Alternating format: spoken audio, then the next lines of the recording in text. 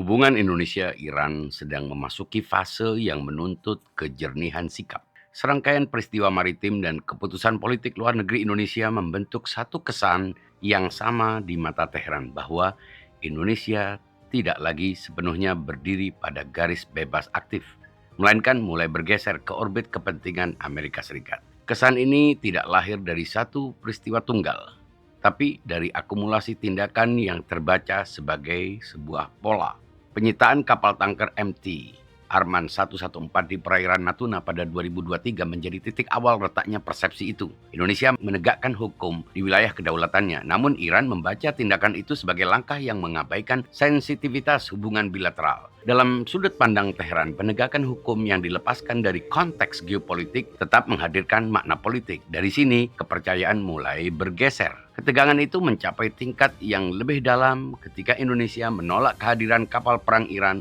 dalam latihan maritim internasional pada 2026. Keputusan itu yang dikaitkan dengan tekanan Amerika Serikat menimbulkan kesan bahwa kebijakan luar negeri Indonesia tidak sepenuhnya otonom. Bagi Iran, sikap semacam ini bertentangan dengan semangat non-blok yang selama ini menjadi identitas Indonesia. Kesan yang muncul bukan sekadar perbedaan kebijakan, melainkan keretakan prinsip. Keikutsertaan Indonesia dalam inisiatif Blue Pacific semakin menguatkan pembacaan itu.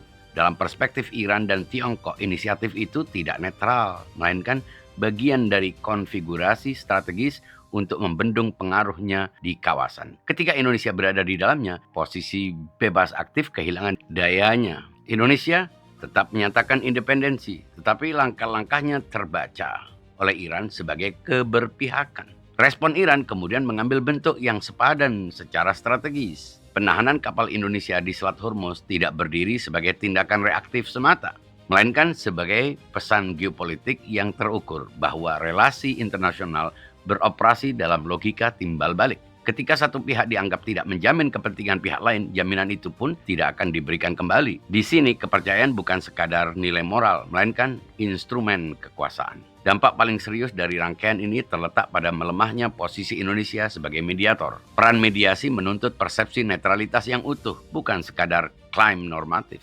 Ketika Indonesia dipandang memiliki kecenderungan struktural kepada satu kutub kekuatan, kapasitasnya sebagai penengah kehilangan legitimasi. Dalam kondisi seperti itu, Iran akan lebih memilih aktor yang dinilai lebih seimbang dalam konfigurasi global. Namun hubungan Indonesia-Iran tidak sepenuhnya ditentukan oleh ketegangan negara. Di tingkat masyarakat terdapat simpati yang tetap terjaga. Dukungan publik Indonesia terhadap Iran dalam menghadapi tekanan Amerika Serikat membentuk lapisan hubungan yang berbeda dari dinamika resmi negara. Dalam konteks ini, Indonesia menghadapi kebutuhan mendesak untuk mengkalibrasi ulang arah kebijakan luar negeri. Bebas aktif tidak cukup dinyatakan, tetapi harus terbaca konsisten dalam tindakan. Ketika konsistensi itu pulih, kepercayaan dapat dibangun kembali dan ruang mediasi dapat dibuka kembali. Tanpa langkah itu, Indonesia akan tetap berada dalam posisi ambigu, mengklaim independensi, tetapi dipersepsikan berada dalam orbit kekuasaan tertentu. Refresh your mind.